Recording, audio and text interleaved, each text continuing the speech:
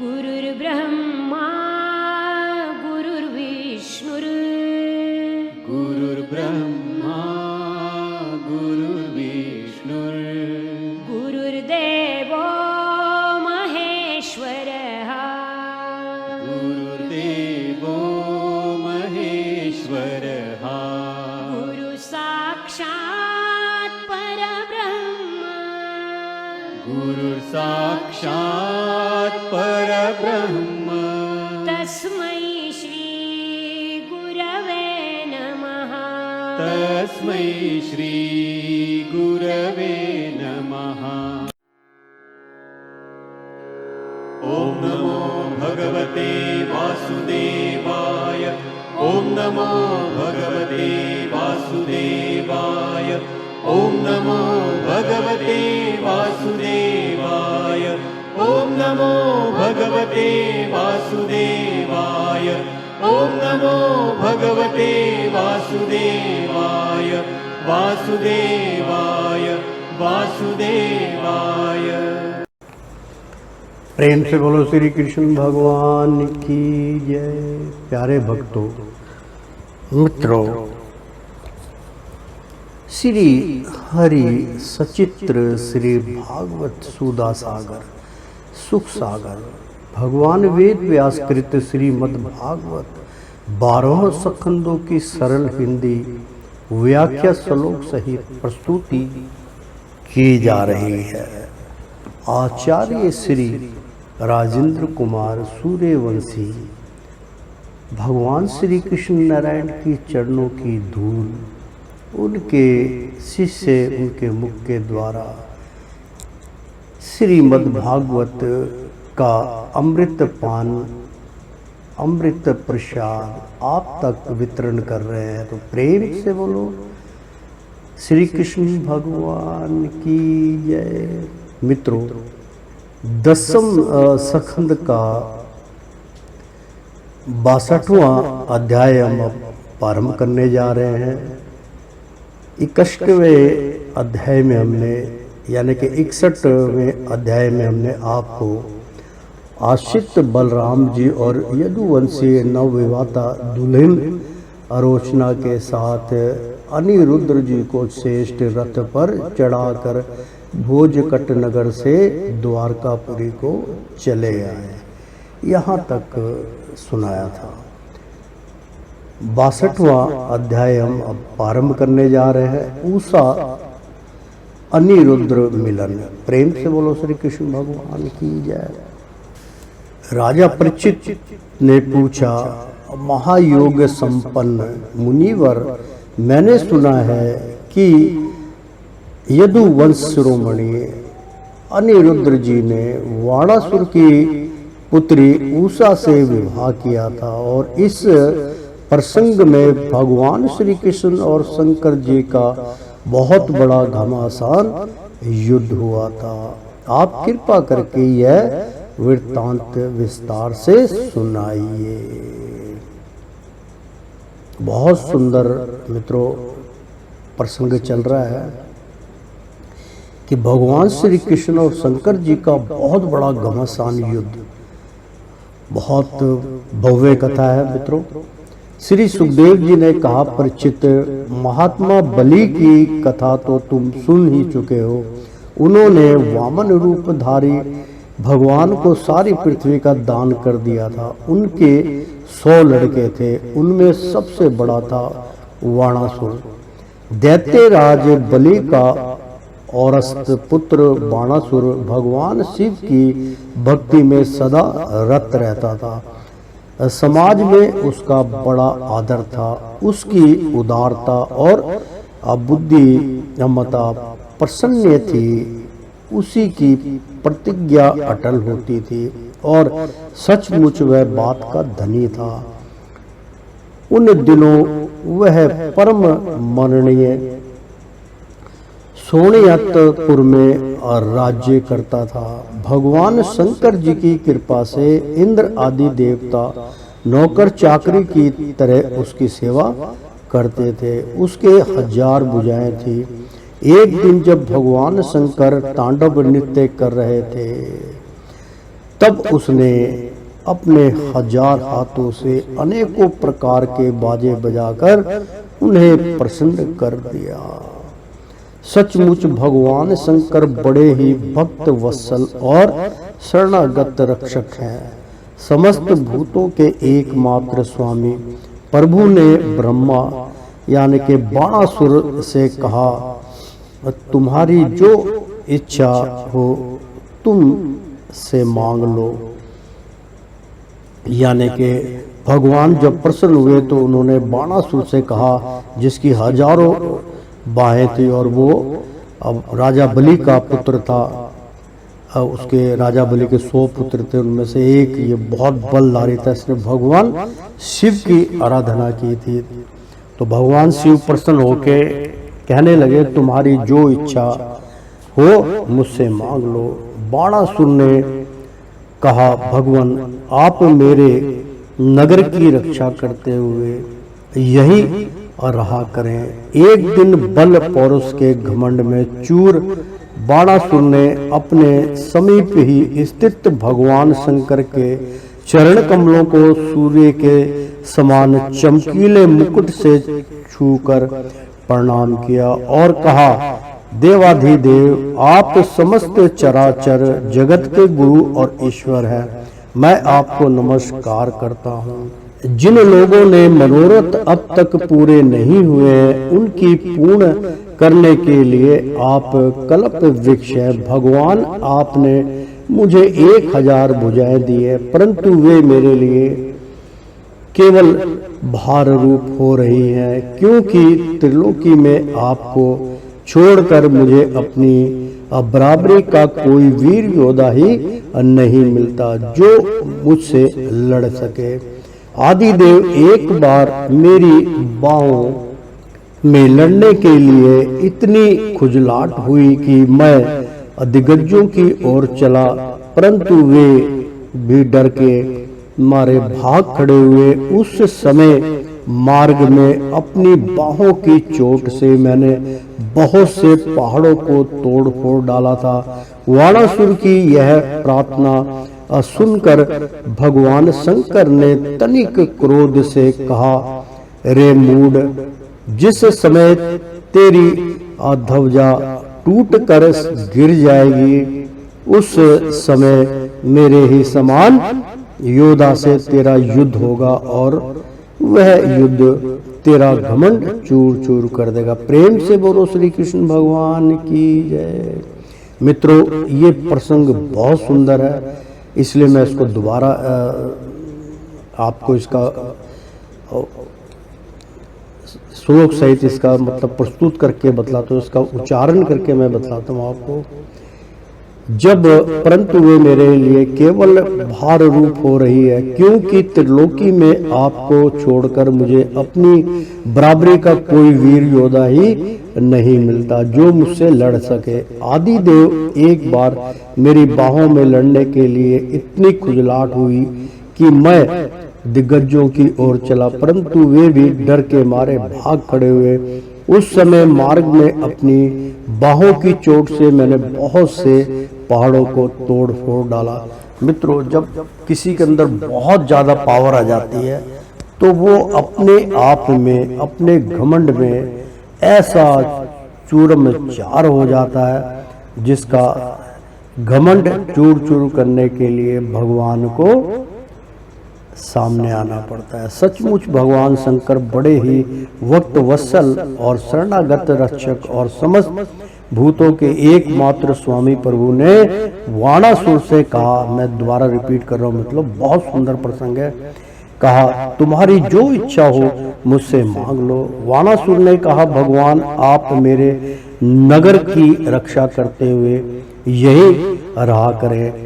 एक दिन बल पौरुष के घमंड में चूर बाणासुर ने, मतलब अपने बल पे इतना घमंड था उसको, अपने समीप ही स्थित भगवान शंकर के चरण कमलों को सूर्य के समान चमकीले मुकुट से छूकर प्रणाम किया और कहा, देवाधिदेव आप समस्त चराचर जगत के गुरु और ईश्वर हैं। मैं आपको नमस्कार करता हूँ। जिन लोगों के मनोरथ अब तक पूरे नहीं हुए उनकी पूर्ण करने के लिए आप कल्प वृक्ष है। भगवान आपने मुझे 1000 भुजाएं दी हैं, परंतु वे मेरे लिए केवल भार रूप हो रही है, क्योंकि त्रिलोकी में आपको छोड़कर मुझे अपनी बराबरी का कोई वीर योद्धा ही नहीं मिलता जो मुझसे लड़ सके। आदि देव एक बार मेरी बाहों में लड़ने के लिए इतनी खुजलाहट हुई कि मैं दिग्गजों की ओर चला, परंतु वे भी डर के मारे भाग खड़े हुए।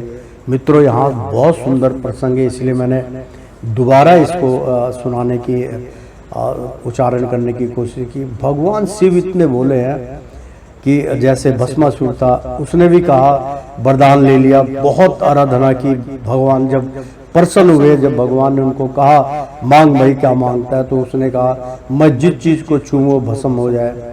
तो सबसे पहले वो भगवान शिव के पीछे भागे। भगवान शिव के पीछे भागे कि मैं आपको आजमाना चाहता हूँ, तो उनका तो वरदान था, निष्फल जा ही नहीं सकता। तब नारद जी ने भगवान विष्णु से कहा कि ऐसे ऐसी बात है, उनको बचाओ।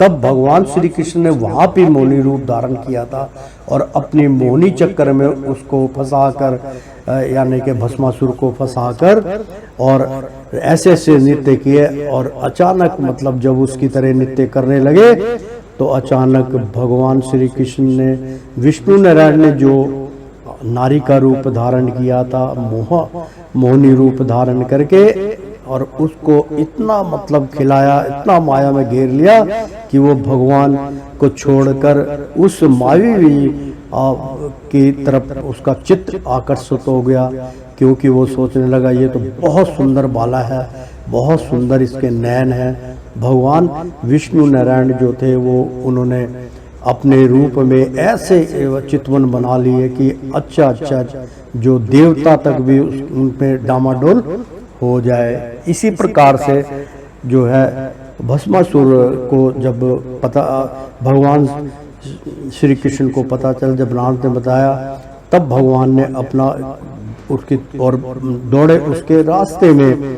भगवान तो शिव भोलेनाथ भाग रहे थे, तो भगवान उसके आगे आ खड़े हुए और उन्होंने मोहिनी रूप जो धारण किया था मोहित कर दिया उसको, और उस जैसे भगवान करते थे नृत्य वैसे करने लगे, और तांडव नृत्य भी करा उन्होंने, और वो कई कला संपूर्ण नृत्य कर रहे थे भगवान। तो करते करते कि भाई तुम भी मेरे जैसे नाचो, वैसे ही नाचने लगा। औरत स्त्री जो है वो आपको पता ही है, उसके बारे में पहले भी व्याख्या की। अचानक से भगवान श्री कृष्ण ने जो उनका मोहिनी रूप था, उन्होंने अपने सर के ऊपर हाथ रख दिया, तो वो भी घबरा के, क्योंकि मोहित हो गया था, और उसने भी अचानक अपने सर पे हाथ रख दिया और वहीं पे वो भस्म हो गया। तभी उसका नाम भस्मासुर पड़ा। तो प्रेम से बोलो शिव शंकर भगवान के। तो भगवान शिव मेरे बड़े भोले भाले, इसीलिए भोलेनाथ कहते हैं, वो कभी भी बिना सोचे समझे वर दे देते हैं। तो के लिए इतनी खुजलाहट हुई। अब वो जो वाणासुर था, वो बीरबल था, दैत्य था वो, और उसकी 1000 भाएं थी, खुलखुला रही थी। तो भगवान के ऊपर, भगवान श्री शंकर जी के ऊपर उसने कहा कि विजय में प्राप्त करके, तो शंकर की उपाधि लेना वो चाहते थे, इसलिए अपने बल पे घमंड करके भगवान को ललकार दिया। तो आदिदेव एक बार मेरी भाव में लड़ने के लिए इतनी खुजलाहट हुई कि मैं दिग्गजों की ओर चला, परंतु वे भी डर के मारे भाग खड़े हुए। उस समय मार्ग में अपनी बाहों की चोट से मैंने बहुत से पहाड़ों को तोड़ फोड़ डाला था। वाणासुर की यह प्रार्थना सुनकर भगवान शंकर ने तनिक क्रोध से कहा, रे मूढ़, जिस समय तेरी ध्वजा टूटकर गिर जाएगी, उस समय मेरे ही समान योद्धा से तेरा युद्ध होगा, और वह युद्ध तेरा घमंड चूर चूर कर देगा। परिचित वाणासुर की बुद्धि इतनी बिगड़ गई थी कि भगवान शंकर की बात सुनकर उसे बड़ा हर्ष हुआ और वह अपने घर लौट आया। कितनी सुंदर व्याख्या मित्रों के वाणासुर की यह प्रार्थना सुनकर भगवान शंकर ने तनिक क्रोध से कहा, मतलब एकदम उनको क्रोध आया। तो क्रोध भरे से भगवान शिव ने कहा, रे मूड, यानी कि ओए मूर्ख पाखंडी, जिस समय तेरी ध्वजा टूट कर गिर जाएगी उस समय मेरे ही समान योद्धा से तेरा युद्ध होगा और वह युद्ध तेरा घमंड चूर चूर कर देगा। परीक्षित बोलने लगे कि बाणासुर की बुद्धि इतनी बिगड़ गई थी कि भगवान शंकर की बात सुनकर उसे बड़ा हर्ष हुआ और वह अपने घर लौट आया। अब वह मूर्ख भगवान शंकर के आदेशानुसार उस युद्ध की प्रतीक्षा करने लगा जिसमें उसके बल वीर्य का नाश होने वाला था। परीक्षित, बाणासुर की एक कन्या थी, उसका नाम था उषा। अभी वह कुमारी ही थी कि एक दिन स्वप्न में उसने देखा कि परम सुंदर अनिरुद्ध जी के साथ मेरे समागम हो रहा है। आश्चर्य की बात तो यह थी कि उसने अनिरुद्ध जी को ना तो कभी देखा था और ना सुना ही था। स्वप्न में ही उन्हें ना देखकर वह बोल उठी, प्राण प्यारे तुम कहाँ हो? और उसकी नींद टूट गई।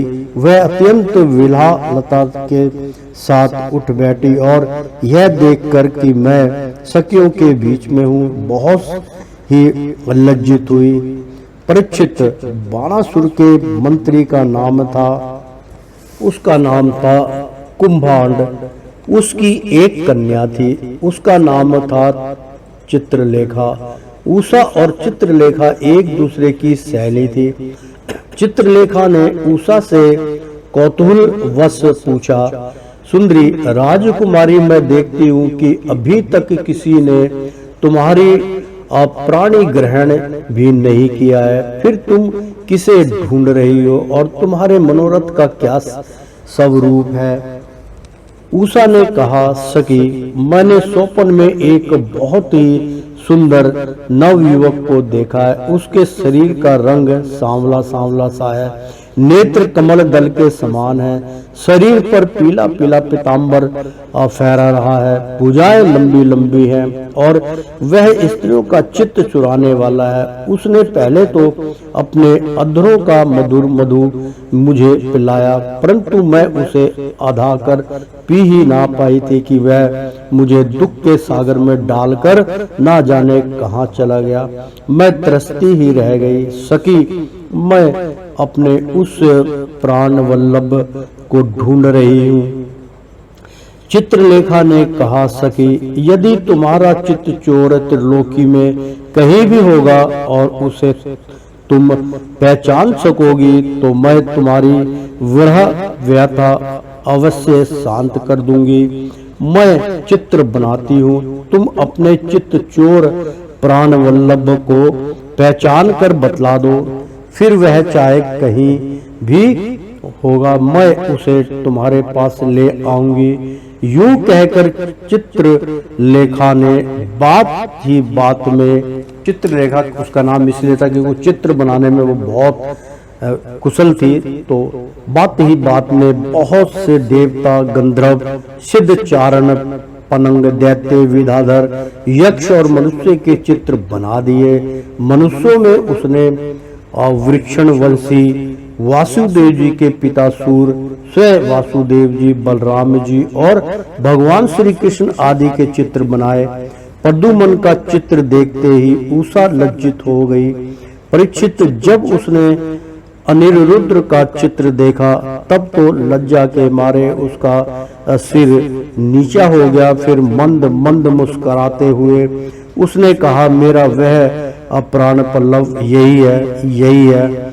तो परीक्षित चित्रलेखा योगिनी थी, वह जान गई कि ये भगवान श्री कृष्ण के पौत्र हैं। अब वह आकाश मार्ग से रात्रि में ही भगवान श्री कृष्ण के द्वारा सुरक्षित द्वारकापुरी में पहुंची। वहां अनिरुद्ध जी बहुत ही सुंदर पलंग पर सो रहे थे। चित्रलेखा योग सिद्धि के प्रभाव से उन्हें उठाकर शोणितपुर ले आई और अपनी सखी उषा को उसके प्रीतम का दर्शन करा दिया। अपने परम सुंदर पुराण पल्लव को पाकर आनंद की अधिकता से उसका मुख कमल प्रफुल्लित हो उठा और वह अनिरुद्ध जी के साथ अपने महल में विहार करने लगी। परीक्षित उसका अंतपुर इतना सुरक्षित था कि उसकी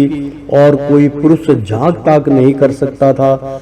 उषा का प्रेम दिन दुना रात चौगुना बढ़ता जा रहा था। वह बहुमूल्य वस्त्र, पुष्पों के हार, इत्र, फुलेल, धूप दीप, आसन आदि सामग्रियों से सुमधुर पीने योग्य पदार्थ, दूध, शरबत आदि भोज्य, चबाकर खाने योग्य और अभक्ष्य निगल जाने योग्य पदार्थों से तथा मनोहर वाणी एवं सेवा सुशासा से अनिरुद्ध जी का बड़ा सत्कार करती उषा ने अपने प्रेम से उनके मन को अपने वश में कर लिया। अनिरुद्ध जी उस कन्या के अंतपुर में छिपे रहकर अपने आप को भूल गए। उन्हें इस बात का भी पता ना चला कि मुझे यहाँ आए कितने दिन बीत गए। परीक्षित, यदु कुमार अनिरुद्ध जी के सहवास से उषा का कुंवारापन नष्ट हो चुका था। उसके शरीर पर ऐसे चित्र प्रकट हो गए जो स्पष्ट इस बात की सूचना दे रहे थे और जिन्हें किसी प्रकार छिपाया नहीं जा सकता था। उषा बहुत प्रसन्न भी रहने लगी। पहरेदारों ने समझ लिया कि इसका किसी न किसी पुरुष से संबंध अवश्य हो गया है। उन्होंने जाकर वाणासुर से निवेदन किया, राजन, हम लोग आपकी अभिवाता राजकुमारी का जैसे रंग ढंग देख रहे हैं वह आपके कुल पर बट्टा लगाने वाला है। प्रभु, इसमें संदेह नहीं कि हम लोग बिना कर्म टूटे रात दिन महल का पहरा देते रहते हैं। आपकी कन्या को बाहर के मनुष्य देख भी नहीं सकते, फिर भी वह कलंकित कैसे हो गई, इसका कारण हमारी समझ में नहीं आ रहा है। प्रेम से बोलो श्री कृष्ण भगवान की जय। परीक्षित, पहरेदारों से यह समाचार जान के कि कन्या का चरित्र दूषित हो गया है, वाणासुर के हृदय में बड़ी पीड़ा हुई। वह झटपट उषा के महल में जा धमका और देखा कि अनिरुद्ध जी वहां बैठे हुए हैं। प्रिय परीक्षित, अनिरुद्ध जी स्वयं कामा अवतार प्रद्युम्न जी के पुत्र थे। त्रिभुवन में उनके जैसा सुंदर और कोई ना था। सांवला सलोना शरीर और उस पर पीताम्बर फहराता, प्रेम से बोलो श्री कृष्ण भगवान की जय, फहराता हुआ कमल दल के समान बड़ी बड़ी कोमल आंखें, लंबी लंबी भुजाएं, कपड़ों पर घुंघराली अलके और कुंडलों की झिलमिलाती हुई ज्योति, होठों पर मंद मंद मुस्कान और प्रेम भरी चितवन से मुख की शोभा अनूठी हो रही थी। अनिरुद्ध जी उस समय अपनी सब ओर से सज धज कर बैठी हुई प्रीतमा उषा के साथ पासे खेल रहे थे। उनके गले में बसंती बेला के बहुत सुंदर पुष्पों का हार सुशोभित हो रहा था और उस हार में उषा के अंग का संपर्क होने से उसके वक्षस्थल की केसर लगी हुई थी। उन्हें उषा के सामने ही बैठा देखकर वाणासुर विस्मित चकित हो गया। जब अनिरुद्ध जी ने देखा कि बाणासुर बहुत से आक्रमणकारी शस्त्र अस्त्र से सुसज्जित वीर सैनिकों के साथ महल में घुस आया, तब वे उन्हें धराशायी कर देने के लिए लोहे का एक भयंकर परिध लेकर डट गए। मानो स्वयं कालदंड लेकर मृत्यु यम खड़ा हो। वाणासुर के साथ आए हुए सैनिक उनको पकड़ने के लिए जो जो उनकी ओर झपटते त्यों वे उन्हें मार कर गिराते जाते। ठीक वैसे ही जैसे सूरों के दल का नायक कुत्तों को मार डाले। अनि रुद्र जी की चोट से उन सैनिकों के सिर, भुजा, जंगा आदि अंग टूट फूट गए और वे महलों से निकल भागे। जब बलि वाणासुर ने देखा कि यह तो मेरी सारी सेना का संहार कर रहा है, तब वह क्रोध से तिलमिला उठा और उसने नागपाश से उन्हें बांध लिया। उषा ने जब सुना कि उसके प्रीतम को बांध लिया गया है, तब वह अत्यंत शोक और विषाद से विह्वल हो गई। उसके नेत्रों से आंसू की धारा बहने लगी, वह रोने लगी।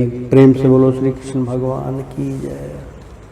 तो श्रीमन नारायण नारायण हरि हरि, तेरी लीला सबसे न्यारी न्यारी, बोलो हरि हरि। मित्रों, 62वां अध्याय संपन्न हुआ और 63वां अध्याय हम अब प्रारंभ करने जा रहे हैं। 63वां अध्याय बहुत सुंदर प्रसंग चल रहा है मित्रों। भगवान श्री कृष्ण के साथ बाणासुर का युद्ध। श्री सुखदेव जी कहते हैं, परीक्षित, बरसात के 4 महीने बीत गए, परंतु अनिरुद्ध जी का कहीं पता ना चला। उनके घर के लोग इस घटना से बहुत ही शोकाकुल हो रहे थे। एक दिन नारद जी ने आकर अनिरुद्ध का सोरनतपुर जाना, वहां बाणासुर के सैनिकों को हराना और फिर नागपाश में बांधा जाना, यह सारा समाचार सुनाया। तब श्री कृष्ण को ही अपना आराध्य देव मानने वाले यदुवंशियों ने शोणितपुर पर चढ़ाई कर दी। अब श्री कृष्ण और बलराम जी के साथ उनके अनुयायी संबंध यदुवंशी प्रद्युमन, सत्याकी, गद, सांब, सारण, नंद, उपानंद और भद्र आदि ने 12 अक्षौहिणी सेना के साथ व्यूह बनाकर, यानी कि चक्र व्यूह बनाकर चारों ओर से वाणासुर की राजधानी को घेर लिया। जब वाणासुर ने देखा कि यदुवंशियों की सेना नगर के उद्यान पर कोटों, बुजरों और सिंहा द्वारों को तोड़फोड़ कर रही है, तब उसे बड़ा क्रोध आया और वह भी 12 अक्षौहिणी सेना लेकर नगर से निकल पड़ा। बाणासुर की ओर से साक्षात भगवान शंकर वृषभ राज नंदी पर सवार होकर अपने पुत्र कार्तिकेय और गणों के साथ रणभूमि में पधारे और उन्होंने भगवान श्री कृष्ण तथा बलराम जी से युद्ध किया। परीक्षित, वह युद्ध इतना अद्भुत और घमासान हुआ कि उसे देखकर रोंगटे खड़े हो जाते थे। भगवान श्री कृष्ण से शंकर जी का और प्रद्युमन से स्वामी कार्तिकेय का युद्ध हुआ।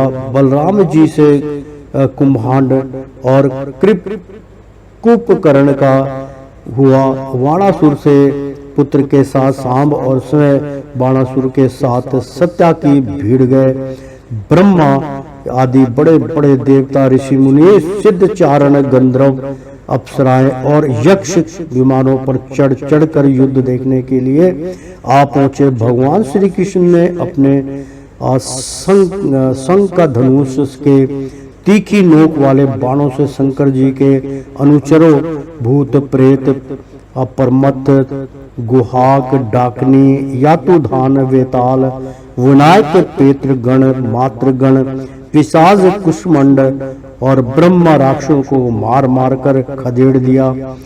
पिनाकपणा पणी, यानी कि पिनाक पणी, शंकर जी ने भगवान श्री कृष्ण पर भांति भांति के अगणित अस्त्र शस्त्रों का प्रयोग किया, परंतु भगवान श्री कृष्ण ने बिना किसी प्रकार के विस्मय के उन्हें विरोधी शत्रुओं से शांत कर दिया। भगवान श्री कृष्ण ने ब्रह्मास्त्र की शांति के लिए ब्रह्म अस्त्र का,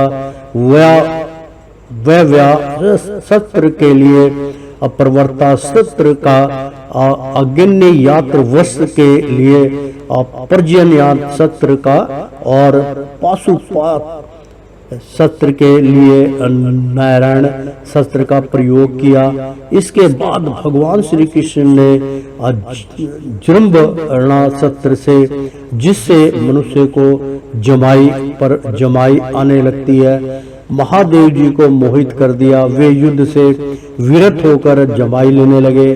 तब भगवान श्री कृष्ण शंकर जी से छुट्टी पाकर तलवार, गदा और बाणों से बाणासुर की सेना का संहार करने लगे।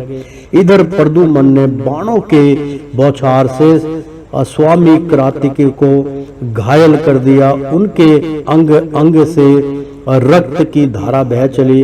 वे रणभूमि छोड़कर अपने वाहन मयूर द्वारा भाग निकले। बलराम जी ने अपने मुसल की चोट से कुंभांड और कृप कर्ण को घायल कर दिया।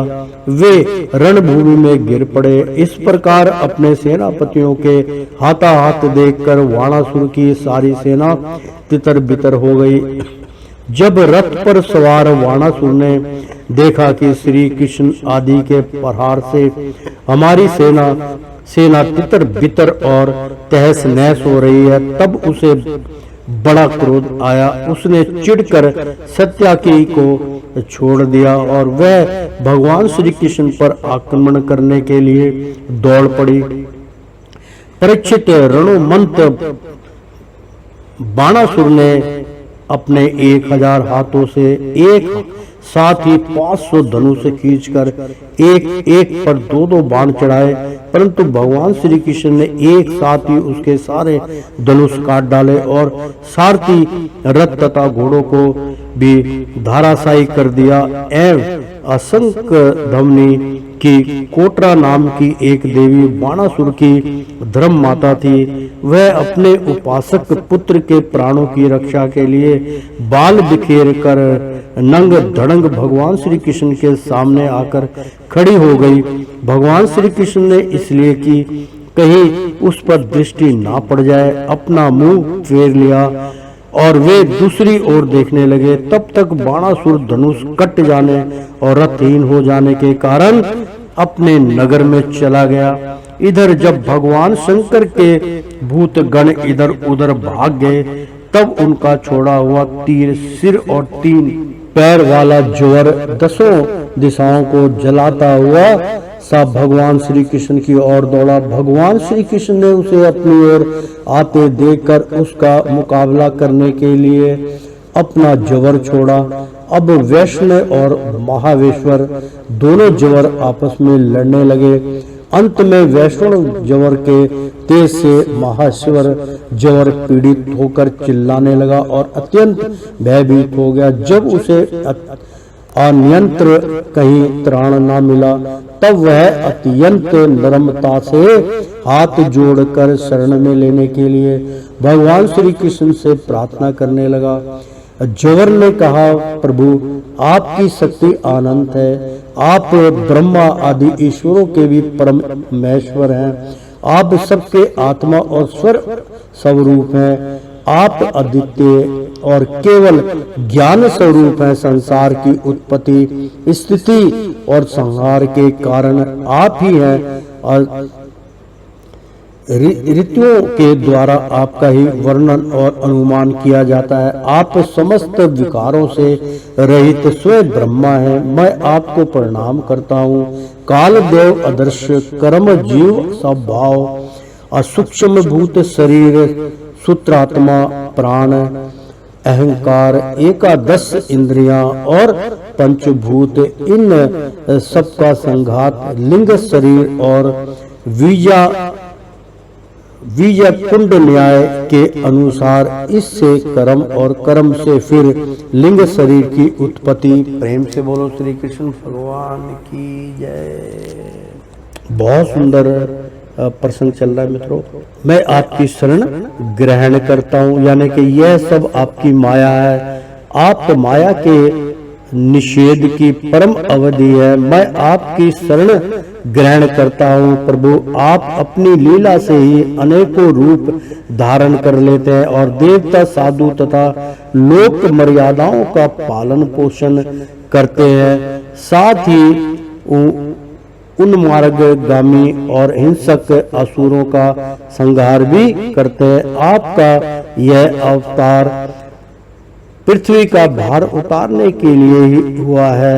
प्रभु, आपके शांत, उग्र और अत्यंत भयानक दुर्सह तेज ज्वर से मैं अत्यंत असंतप्त हो रहा हूँ।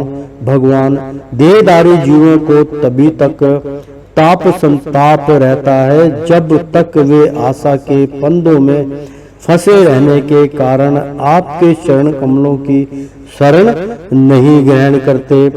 भगवान श्री कृष्ण ने कहा, त्रिशिरा, मैं तुम पर प्रसन्न हूँ। अब तुम मेरे ज्वर से निर्भय हो जाओ। संसार में जो कोई हम दोनों के संवाद का स्मरण करेगा उसे तुमसे कोई भय ना रहेगा। भगवान श्री कृष्ण के इस प्रकार कहने पर महेश्वर ज्वर उन्हें प्रणाम करके चला गया। तब तक बाणासुर रथ पर सवार होकर भगवान श्री कृष्ण से युद्ध करने के लिए फिर आ पहुंचा। परीक्षित, बाणासुर ने अपने 1000 हाथों में तरह तरह के हथियार ले रखे थे। अब वह अत्यंत क्रोध में भरकर चक्र प्राणी भगवान पर बाणों की वर्षा करने लगा। जब भगवान श्री कृष्ण ने देखा कि बाणासुर ने तो बाणों की जड़ी लगा दी है, तब वे छुरे के समान तीखी धार वाले चक्र से उसकी भुजाएं काटने लगे, मानो कोई किसी वृक्ष की छोटी छोटी डालियां काट रहा हो। जब भक्त वत्सल भगवान शंकर ने देखा कि बाणासुर की भुजाएं कट रही हैं, तब वे चक्रधारी भगवान श्री कृष्ण के पास आए और स्तुति करने लगे। भगवान शंकर ने कहा, प्रेम से बोलो श्री कृष्ण भगवान की जय। भगवान शंकर ने कहा, प्रभु, आप वेद मंत्रों में तात्पर्य रूप से छिपे हुए परम ज्योति स्वरूप पर ब्रह्मा है। और शुद्र हृदय महात्मा गण आपके आकाश के समान सर्वव्यापक और निर्विकार निर्लेप स्वर का सब रूप का साक्षात्कार करते हैं। आकाश आपकी नाभि है, अग्नि मुख और जलवीर्य, स्वर्ण सिर दिशाएं, कान और पृथ्वी चरण है, चंद्रमा मन, सूर्य नेत्र और मैं शिव आपका अहंकार हूँ। समुद्र आपका पेट है और इंद्र भुजा, धन्य आदि औषधियां रोम है, मेघ केश है और ब्रह्मा बुद्धि, प्रजापति लिंग है और धर्म हृदय। इस प्रकार समस्त लोग और लोकांतरों के साथ जिनके शरीर की तुलना की जाती है, वे परम पुरुष आप ही है। अखंड ज्योति स्वरूप परमात्मन आपका यह अवतार धर्म की रक्षा और संसार के अभ्युदय अभिवृद्धि के लिए हुआ है। हम सब भी आपके प्रभाव से ही प्रभाववंत होकर सातों भुवनों का पालन करते हैं। आप सजाते, विजाते और स्वागत भेद से रहित है। एक और आदित्य आदि पुरुष है, मायाकृत जगत सोपन और सुसुप्त, इन तीन अवस्थाओं में अनुग्रह और उनके अतीत तुर्यत्व भी आप ही है। आप किसी दूसरी वस्तु के द्वारा प्रकाशित नहीं होते, स्वयं प्रकाश है। आप सबके कारण है, परंतु आपका ना तो कोई कारण है और ना तो आप में कारण अपना ही है। भगवान, ऐसा होने पर भी आप तीनों गुणों की विभिन्न विषमताओं को प्रकाशित करने के लिए अपनी माया से देवता, पशु, पक्षी, मनुष्य आदि शरीर के अनुसार भिन्न भिन्न रूपों में प्रतीत होते हैं। प्रभु, जैसे सूर्य अपनी छाया बादलों से ही ढक जाता है और उस बादलों तथा विभिन्न रूपों को प्रकाशित करता है, उसी प्रकार आप तो स्वयं प्रकाश हैं, परंतु गुणों के द्वारा मानो ढक से जाते हैं, परंतु समस्त गुणों तथा गुण विभानी जीवों को प्रकाशित करते हैं। वास्तव में आप अनंत हैं। अब भगवान, आपकी माया से मोहित होकर लोग स्त्री पुरुष देह ग्रह आदि में आसक्त हो जाते हैं और फिर दुख के अपार सागर में डूबने उतारने लगते हैं। संसार के मानवों को वह मनुष्य शरीर आपने अत्यंत कृपा करके दिया है। जो पुरुष उसे पाकर भी अपनी इंद्रियों को वश में नहीं करता और आपके चरण कमलों का आश्रय नहीं लेता, उनका सेवन नहीं करता, उसका जीवन अत्यंत शोचनीय है और वह स्वयं अपने आप को धोखा दे रहा है। प्रभु, आप समस्त प्राणियों के आत्मा प्रीतम और ईश्वर है। जो मृत्यु का ग्रास मनुष्य आपको छोड़ देता है और अनात्म दुख रूप एवं तुच्छ विषयों में सुख बुद्धि करके उनके पीछे भटकता है, वह इतना मूर्ख है कि अमृत को छोड़कर विष भी पी रहा है। मैं ब्रह्मा, सारे देवता और विशुद्ध हृदय वाले ऋषि मुनि सब प्रकार से और स्वर आत्मा भाव से आपके शरणागत हैं, क्योंकि आप ही हम लोगों के आत्मा प्रियतम और ईश्वर है। आप जगत की उत्पत्ति, स्थिति और प्रलय के कारण है। आप सब में सम परम शांत, सबके सुहद आत्मा और इष्ट देव हैं।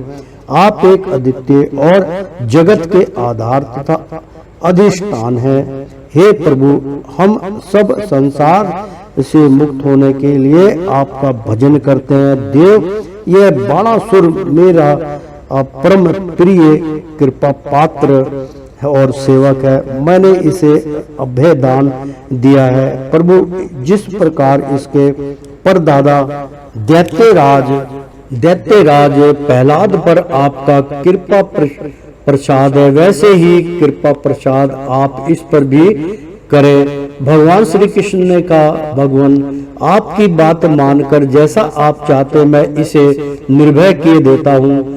आपने पहले इसके संबंध में जैसा निश्चय किया है और किया था, मैंने इसकी बुझाएं काटकर उसी का अनुमोदन किया है। मैं जानता हूँ कि बाणासुर दैत्यराज बलि का पुत्र है, इसलिए मैं भी इसका वध नहीं कर सकता, क्योंकि मैंने प्रहलाद को वर दे दिया है कि मैं तुम्हारे वंश में पैदा होने वाले किसी भी दैत्य का वध नहीं करूंगा। इसका घमंड चूर चूर करने के लिए ही मैंने उसकी बुझाएं काट दी है। उसकी बहुत बड़ी सेना पृथ्वी के लिए भार हो रही थी, इसलिए मैंने उसका संहार कर दिया है। अब इसकी 4 भुजाएं बच्चे रही हैं, ये अजर अमर बनी रहेंगी। यह बाणासुर आपके पार्षदों में मुख्य होगा। अब इसको किसी प्रकार का भय नहीं है। श्री कृष्ण से इस प्रकार अभय दान प्राप्त करके बाणासुर ने उनके पास आकर धरती में माथा टेका, प्रणाम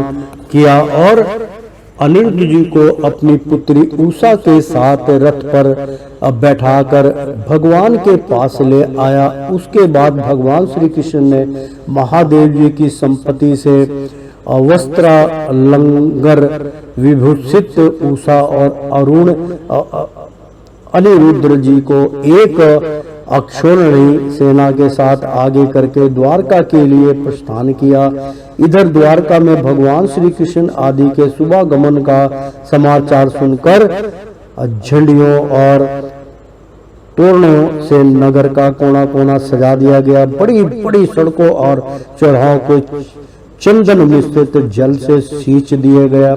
नगर के नागरिकों, बंधु बांधवों और ब्राह्मणों ने आगे आकर खूब धूमधाम से भगवान का स्वागत किया। उस समय शंकर नागरों और ढोलों की तुमुल धमनी हो रही थी। इस प्रकार भगवान श्री कृष्ण ने अपनी राजधानी में प्रवेश किया। परीक्षित, जो पुरुष श्री शंकर जी के साथ भगवान श्री कृष्ण का युद्ध और उनकी विजय की कथा का प्रातः काल उठकर स्मरण करता है, उसकी पराजय नहीं होती। प्रेम से बोलो श्री कृष्ण भगवान की जय। ओ श्रीमन नारायण नारायण हरि हरि, तेरी लीला सबसे न्यारी न्यारी बोलो हरि हरि। प्रेम से बोलो श्री कृष्ण भगवान की जय। एक बार बोल दो ना राधे राधे। मित्रों, 63वां अध्याय संपन्न हुआ। प्रेम से बोलो श्री कृष्ण भगवान की जय। शंकर भगवान की जय।